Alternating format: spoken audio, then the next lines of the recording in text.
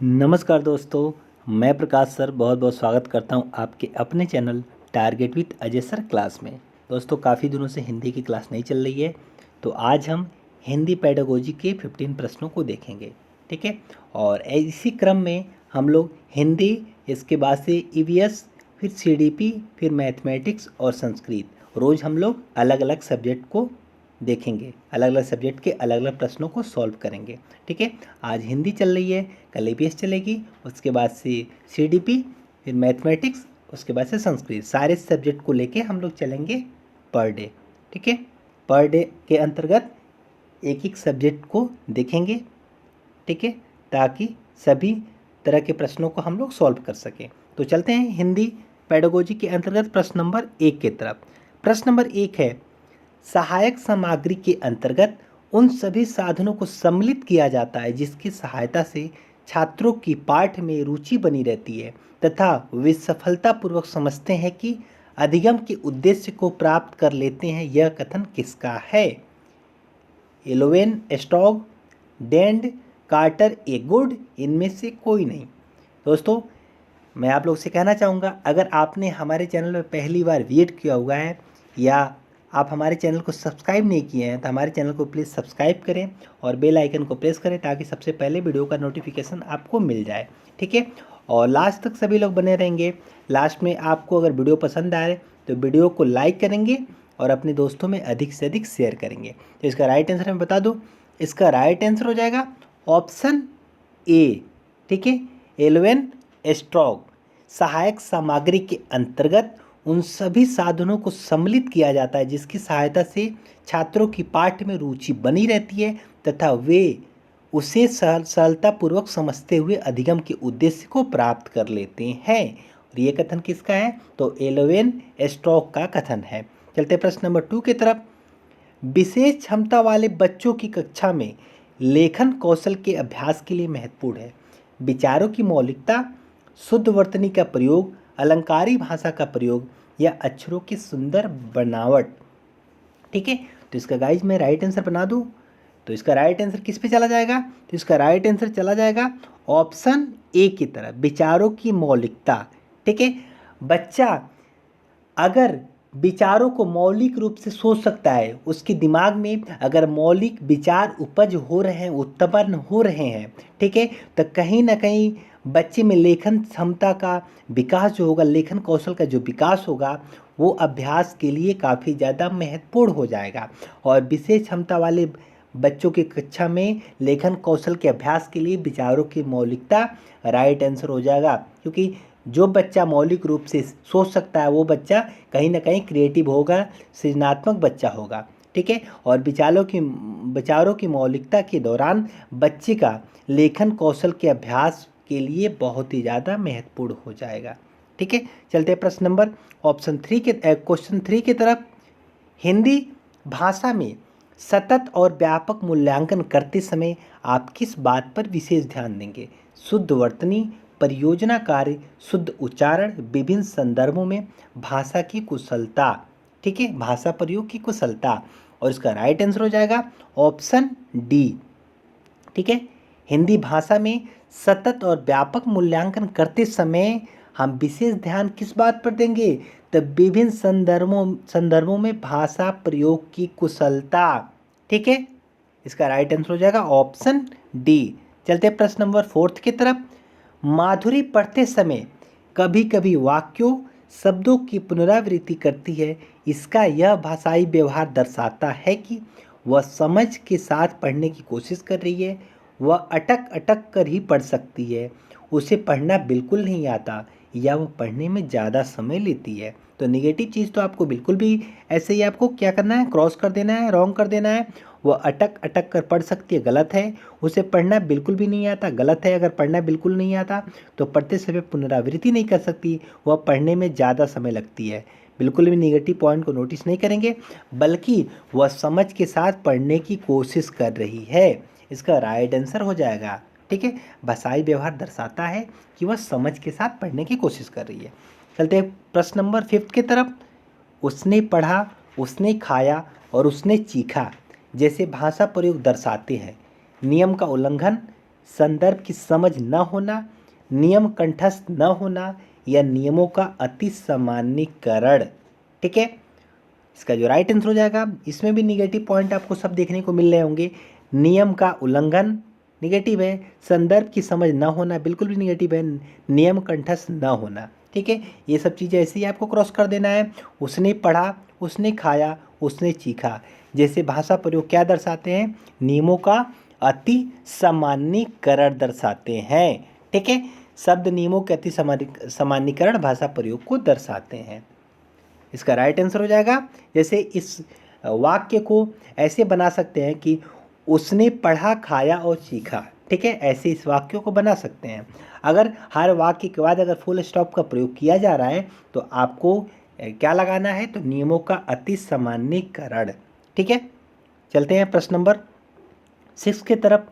बहुभाषिकता भाषा सिखाने में बहुत बड़ी बाधा है, भाषाई समृद्धि को खतरे में डालती है, भाषा सीखने में बाधा उत्पन्न करती है या भाषा सीखने में एक महत्वपूर्ण संसाधन है। प्लीज़ आप लोग सभी लोग एक बार शेयर कर देंगे, एक बार वीडियो को अपने व्हाट्सएप और फेसबुक ग्रुप में शेयर कर देंगे, जल्दी से शेयर करेंगे सभी लोग। ठीक है, और वीडियो को लाइक कर देंगे। अगर लाइक आपने नहीं किया तो लाइक बटन प्रेस कर दें। तो इसका राइट आंसर मैं बता देता हूँ, बहुभाषिकता। जैसा कि पता है भारत एक बहुभाषी देश है और बहुभाषिकतावाद भारतीय अस्मिता का अभिन्न अंग है और हमारे देश में करीब 3000 भाषाएं बोली जाती हैं और 3000 से अधिक भाषाओं की पहचान भी की गई है और बहुभाषिकता भाषा सीखने में एक महत्वपूर्ण संसाधन का कार्य करती हैं। ठीक है, चलते प्रश्न नंबर 7 की तरफ।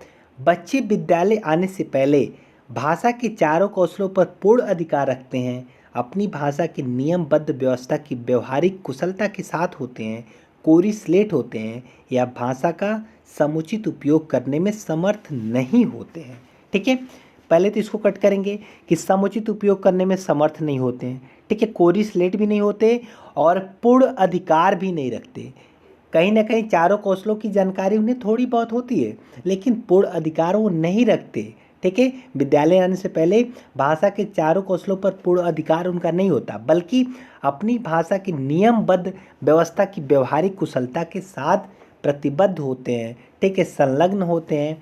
और आपको पता है चौमोस्की महोदय जी ने कहा है कि बच्चे में जो भाषाई विकास होता है, भाषा अर्जन करने की जो क्षमता होती है वो जन्मजात होती है। ठीक है, विद्यालय आने से पहले बच्चे कहीं ना कहीं अपने समाज में, अपने परिवार में, अपने माता पिता के द्वारा कुछ भाषाएं अर्जित कर लेता है। ठीक है, अनुकरण के द्वारा। इसका राइट आंसर हो जाएगा 7 का 2। चलते प्रश्न नंबर 8 की तरफ। भाषा का प्राथमिक रूप है सांकेतिक, व्याकरणिक या लिखित, मौखिक। ठीक है, इसका मैं राइट आंसर बता दूं तो इसका राइट आंसर हो जाएगा ऑप्शन 1, सांकेतिक। ठीक है, भाषा में संप्रेषण के वे सभी साधन आते हैं जिनमें विचारों और भावों को प्रतीकात्मक बना दिया जाता है जिससे कि वे अपने विचारों और भावों को दूसरे के अर्थपूर्ण ढंग से कहा जा सके। अतः भाषा का जो प्राथमिक रूप होता है वो होता है सांकेतिक। ठीक है, सिंबॉलिक जो होता है भाषा का प्राइमरी स्टेज होता है। चलते प्रश्न नंबर 9 की तरफ। गणित, विज्ञान, सामाजिक विज्ञान की कक्षा एक तरह से भाषा की ही कक्षाएं हैं और इस कथन के समर्थन में कौन सा तर्क सबसे कमजोर है। ठीक है, 4 ऑप्शन आपके सामने हैं।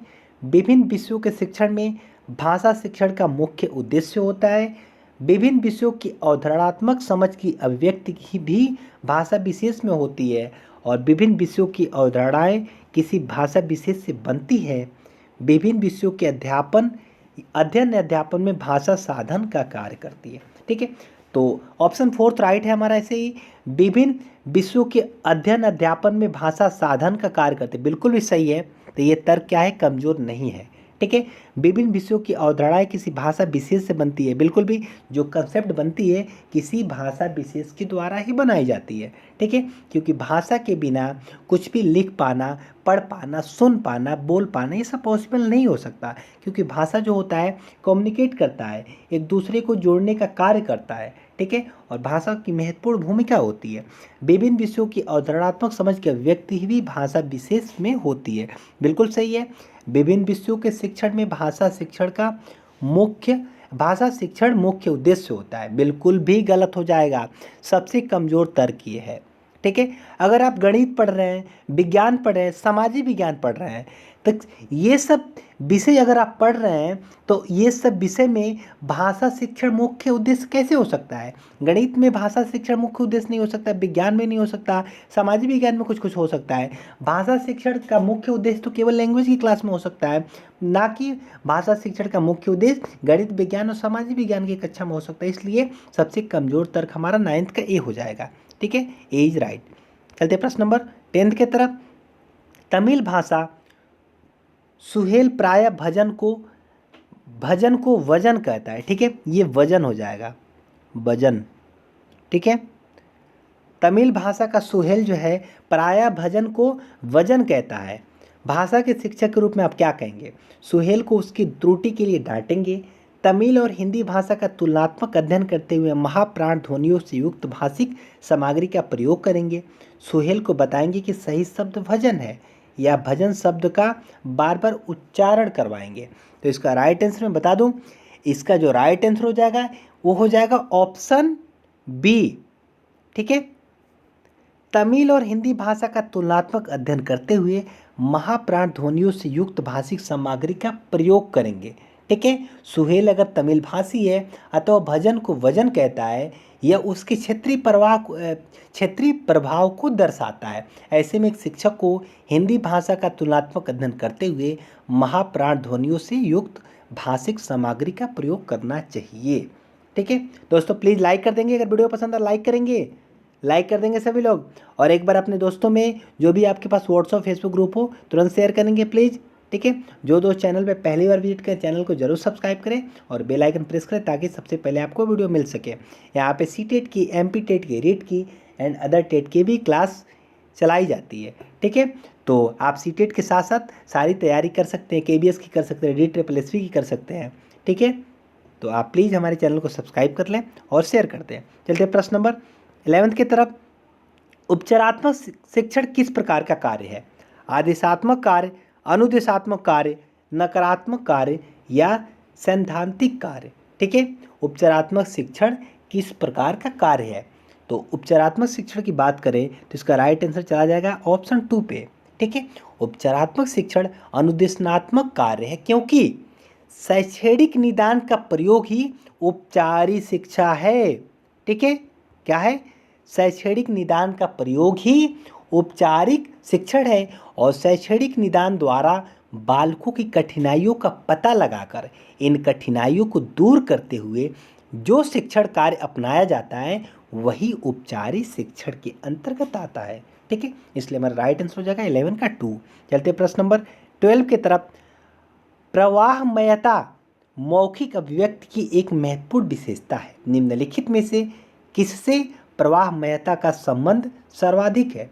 विराम चिन्हों के उचित प्रयोग से अभिव्यक्ति में सम्यक गति, सरल व सुबोध भाषा का प्रयोग करना, वार्तालाप करते समय शिष्टाचार का ध्यान रखना या सर्वमान्य भाषा के प्रयोग के साथ साथ अप्रचलित शब्दों का भी पर्याप्त प्रयोग करना।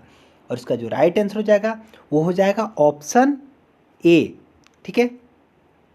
प्रभावमयता मौखिक अभिव्यक्ति की ही एक महत्वपूर्ण विशेषता है और विराम चिन्हों के उचित प्रयोग से अभिव्यक्ति में सम्यक गति से प्रवाहमयता का संबंध सर्वाधिक है, ठीक है। Option A is right. चलते प्रश्न नंबर 13 की तरफ। हिंदी विषय में के मूल्यांकन हेतु वस्तुनिष्ठ प्रश्न पद्धति की आवश्यकता का मुख्य कारण है कि छात्रों को अंक देना सरल तथा अधिक विश्वसनीय होता है, छात्रों को संपूर्ण पाठ्यक्रम का अध्ययन नहीं करना पड़ता है, छात्रों को मौलिक अभिव्यक्ति का पूर्ण अवसर प्राप्त होता है या छात्रों की लेखन शैली एवं भाषा शैली की पूर्ण जानकारी प्राप्त होती है, ठीक है। तो वस्तुनिष्ठ प्रश्न पद्धति की बात की जा रही है। वस्तुनिष्ठ प्रश्न पद्धति से लेखन शैली और भाषा शैली की पूर्ण जानकारी प्राप्त होती है, बिल्कुल भी गलत हो जाएगा, ठीक है। वस्तुनिष्ठ प्रश्न पद्धति क्या होती है पहले मैं इसके बारे में बता देता हूँ, ठीक है। हिंदी विषय के मूल्यांकन हेतु वस्तुनिष्ठ प्रश्न पद्धति की आवश्यकता का मुख्य कारण है कि छात्रों को अंक देना सरल व अधिक विश्वसनीय होता है, क्योंकि जो वस्तुनिष्ठ प्रश्न होते हैं उन प्रश्नों के कहीं ना कहीं 4 विकल्प दिए होते हैं, और 4 विकल्प जब दिए होते हैं तब बच्चों को प्रश्न का उत्तर देना आसान हो जाता है। ठीक है, और छात्रों को संपूर्ण पाठ्यक्रम का अध्ययन नहीं करना पड़ता है, बिल्कुल भी गलत है, क्योंकि अध्ययन करना पड़ता है। छात्रों को मौलिक अभिव्यक्ति का पूर्ण अवसर प्राप्त होता है। जब ऑप्शन यहाँ पे दिए गए होते हैं, ठीक है, तो मौलिक अभिव्यक्ति का अवसर प्राप्त नहीं होता है, ना ही लेखन शैली व भाषा शैली की पूर्ण जानकारी होती है। इसलिए इसका राइट आंसर हो जाएगा छात्रों को अंक देना सरल व अधिक विश्वसनीय होता है। जब ऑप्शन दिए गए होंगे तब बच्चा कोई ना कोई एक ऑप्शन को सिलेक्ट करेगा, और एक ऑप्शन को सिलेक्ट करेगा तो कहीं ना कहीं अंक देना सरल हो जाएगा। ठीक है, क्योंकि अगर जो होता है, अगर हम उसकी बात करें, निबंधात्मक प्रश्न होते हैं, उसमें बच्चा कहीं ना कहीं अपने विचारों का प्रयोग करता है, विचारों के माध्यम से कुछ ना कुछ कॉपी में लिखता है, और यहाँ पे लिख नहीं रहा है, केवल आंसर उसको देना है, किसी ऑप्शन में से कुछ लिखना नहीं है। तो कहीं ना कहीं अंक देना, रॉन्ग और राइट में से उसको अंक देना होगा, तो रॉन्ग और राइट में सेलेक्ट करना आसान हो जाएगा, अंक देना भी सरल होगा और अधिक विश्वसनीय होगा। विश्वसनीय का मतलब है कि अगर वो किसी एक सही ऑप्शन को सिलेक्ट करेगा तो सही होगा, बाकी गलत हो जाएगा, क्योंकि सभी बच्चे कहीं ना कहीं सही और गलत में ही से सेलेक्ट करेंगे, तो सभी बच्चों के जो अंक होंगे कहीं ना कहीं सही और गलत पे आधारित होंगे, इसलिए अंक देना अधिक विश्वसनीय हो जाएगा। ठीक है, चलते हैं प्रश्न नंबर 14 की तरफ। आजकल इस बात पर अधिक जोर दिया जाता है कि छात्रों में विषय वस्तु को रटने की प्रवृत्ति को कम करने के लिए प्रश्नों का निर्माण किया जाए। किस प्रकार के प्रश्नों से बालकों में रटने की प्रवृत्ति को बढ़ावा मिलता है? ठीक है, और इसका राइट आंसर मैं बता दूं तो इसका राइट आंसर हो जाएगा ऑप्शन सी, निबंधात्मक। ठीक है, निबंधात्मक प्रश्नों को पढ़ने से बालकों में रटने की प्रवृत्ति को बढ़ावा मिलता है। ठीक है, रटना अधिगम के अंतर्गत नहीं आता। ठीक है, रटने से अधिगम नहीं होता, सीख नहीं पाता बच्चा। यदि छात्र किसी विषय वस्तु को ज्ञान के आधार पर कुछ परिवर्तन करने एवं उत्पादन अर्थात ज्ञान का व्यवहारिक प्रयोग करने में सक्षम हो गया हो, तभी उसके सीखने की प्रक्रिया को अधिगम के अंतर्गत रखा जाता है। अतः निबंधात्मक प्रश्नों के बालकों में रटने की प्रवृत्ति को बढ़ावा मिलता है। कहीं ना कहीं निबंधात्मक प्रश्न बड़े होते हैं और बड़े प्रश्नों को बच्चा रटकर याद करने की कोशिश करता है। ठीक है, इसलिए इसका जो राइट आंसर हो जाएगा, रटने की प्रवृत्ति को बढ़ावा मिलता है, ऑप्शन 3 इज राइट। चलते हैं आज के प्रश्न नंबर 15 और लास्ट प्रश्न की तरफ।